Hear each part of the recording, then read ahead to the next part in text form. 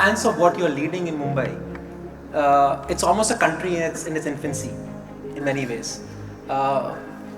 When I was in college, we were talking about when will Mumbai become Shanghai, and I hope that comparison is not made, not for political reasons, but let's make Mumbai its own version of its best self. It's one of the few cities, Dr. Mukherjee, that's not built on a single economic basis. New York is largely finance, LA is media. Many cities in the world could be called as one leg pony, but that also makes it easier in many ways. As in your role as defining the future of a city which has so many different stakeholders, even within the business community. How do you think about managing expectations from all these different sectors to create a unified policy and infrastructure plan, sir? Firstly, thank you, Ankur. Thank you for giving me this opportunity. So thank you, Brookfield, and thank you, Columbia Business School, for having me over and giving me an opportunity to address this gathering. The question that you just asked is something which we grapple every time, and I think that is a fundamental question of governance. Because India is a very strange country and Mumbai is a very strange city that way. You have the maximum number of billionaires, and at the same time you have a huge number of population who live in the slums. You have a lot of people who are locals and insiders. You have a lot of people who have come from the outside. You have people who are educated. You have people who are literate, and you have people who are neither educated nor literate. So you have a wide mix. The richest man in the country lives here, and perhaps I would not be surprised if one of the poorest also live in this very same city. So while doing and administering a city like this, or while preparing projects for a city like this, we have to have some sort of a framework. So when I took over this organization, that time we found that most of the work that we were doing, they would all be getting completed in the next 2 years. So what do we do further? And so we thought that we'll have a roadmap. Have a plan, vision, and we will not have a plan like the Planning Commission makes a plan, but we'll make a plan which is an implementable plan, a project-based plan.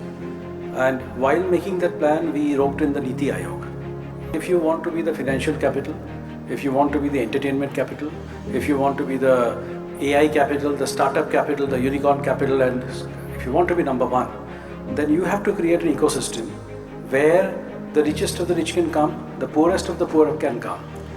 So I'll just repeat a dialogue from the Hindi movie called Bulandi. कि सुना है इस शहर में जिसके इरादे बुलंद हो, ये शहर उसे निराश नहीं करता. I think that this is one line which defines Mumbai, and therefore in Mumbai the role of governance is enablement. If you are able to enable the people, and if you are able to make life simpler for them, then in that case the people of this city have shown over the past several years, over decades, and they will show in the future also that they can take care of themselves. So therefore our role is to provide basic infrastructure, and in providing this infrastructure we are guided also by three simple principles. One, rebooting Mumbai. That is Mumbai which has been formed about 400 years back, that needs to be rebooted, put on in next phase. That is one. Second, the area around Mumbai, which is now an inseparable part of Mumbai, that needs to be reshaped so that we are able to reap the maximum benefits of it. And the third thing, and the most important thing perhaps, is that people, when they commute in Mumbai, a lot of time, a lot of effort, and thereby a lot of efficiency suffers in the process. So from one point of Mumbai to another point in Mumbai, we should be able to reach in a span which will be measurable in minutes. Max to max 59 minutes, so Mumbai in minutes. So these are the three guiding principles under which MMRDA is working. And I suppose because of this very clear thought process, you are able to see what we have been able to do. So all the projects that we had thought of in the past, for instance, the Mumbai Trans-Harbour Link, which was thought of, that project we could do despite COVID and we could do before time. The various metro lines. Well, when MMRDA started those metro lines, we did not even have the money.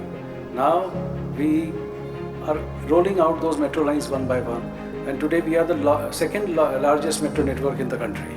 So one by one these things are being delivered, one by one projects are being delivered, and a new set of projects are being made, a new set of financing is being obtained so that we are able to achieve these objectives.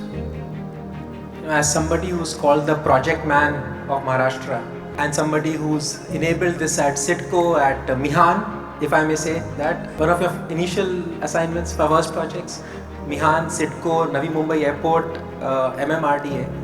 As you look at the transformation, because you talked about transformation, you talked about projects, you talked about all these initiatives. In terms of what you are trying to enable, sir, for the next decade, for the audience today, a lot of times in the past we've seen development of Mumbai constrained to, as people say, SOBO, or for last several years only BKC. You're opening up channels, as you said, within 59 minutes, Mumbai 2.0, 3.0, Mumbai 3, in a way creating the 5-borough network. We've always maintained that Mumbai is, or India as a country is very urbanized. We need more suburbanization. And this is where India differs, where our suburbs, rather than leading to positive gentrification, have in the past led to negative gentrification. So in your vision, sir, over the next decade, as connectivity improves and business expands, what is your vision for these projects, sir? How should they land in the next 10 years? I think all the projects that we are seeing, they would be completed in the next 2.5 years. So this is a statement which I'm sure many of you would think, will it happen? But believe me, see, the Mumbai Coastal Road was conceived in 1970. The Trans-Harbour Link was conceived in 1962. I see Mr. Hiranandani nodding his head, he knows all this. He completed his project when I joined the service. So these projects have all come in. There is a lot of change. The metros have been thought of for so much time, and so much time was spent in planning. Now we are in a full-fledged execution mode. How we execute those projects, how we manage to work without resources, how we manage to work without space. We perhaps work in the most congested areas of the world. So in Mumbai, working in Mumbai, I always say, it's like operating on a person who is having a heart attack, but is running a marathon, is not willing to rest. So you have to operate on him while he is running, and after operation you have to close him while he is running, and after that he is not willing to rest. So that is the challenge that we do face, but these projects have all come in. Now, once you have executed a particular set of projects, then your own confidence goes up and the confidence of the market also goes up. So I'm happy to tell you that the FDI that we have tied up, which is something like 4 lakh crores of FDI that we have tied up in Indian rupee, it has, that is only with 15 partners. And out of those 15 partners, one of is you, and they're all materialized. They've all started. These are not having in day one. The domestic line of credit that we have raised, which is around 5 lakh crores, that has also come into place. We have never defaulted. We have created a mechanism by which we pay our debt in time and we pay our equity in time. So the financial discipline is something which in a government organization is very difficult to get in, but that is something which MMRDA has been able to get in. Large government organizations generally have lots of people. Here in MMRDA, we have roughly 450 people on the roll. That is the only, right from me to the last man. Technology is severely embedded into our DNA. For instance, yesterday, we enabled in our metro the pantographic pantographic monitoring by artificial intelligence. To give a perspective, a pantograph is essentially, so you have an overhead cable, and you have the electricity coming to the metro, so there is wear and tear. And normally the railways, they inspect that in the evenings when the railways are not working. But now with AI, that will be monitored across the clock, and that will enable us in course of time to provide longer metro services as and when required. So technology is highly embedded. Building proposals, they are seen by an AI embedded systems. Several of our project management softwares are also seen by AI enabled systems. So once you have these systems in place, then I think things do happen. And as you will be seeing that like metro lines are getting delivered. So today we are the second largest metro line network. We commissioned Asia's largest sea bridge, and now we are building a network of 7 ring roads all across Mumbai. you will be seeing those ring roads getting commissioned, and that will start very soon. In this very year, we will, in a month or so, we will start commissioning them one by one. So when commissioning happens, the confidence comes in. We take up more work, partners come, and then the thing goes on. Dr. Mukherjee, just taking a cue from what you mentioned about the jump starting that Mumbai has seen. A lot of projects were conceptualized decades ago. In a way, for a long time, people believe that Mumbai lost out on the IT sector boom to places like Bangalore and Gurgaon. We lost out on the manufacturing boom to places like Tamil Nadu, etc. While all of that might be partially true, in the infrastructure development that you mentioned and running positive cash flows across the board, common logic would have been that you have to run a large organization. You mentioned you're running a very lean team. You have to run with multiple years of deficit. So what is that magic sauce for us running small companies? What is that magic sauce that we can take over from your experience? If Brookfield is a small company, then I would shudder to think what is a large company. But what I couldn't really get exactly what would you like to know about me. So when you are conceptualizing these mega projects, which are massively cash guzzling projects, but are managing to do that with small teams, with many naysayers in the room as well, sir.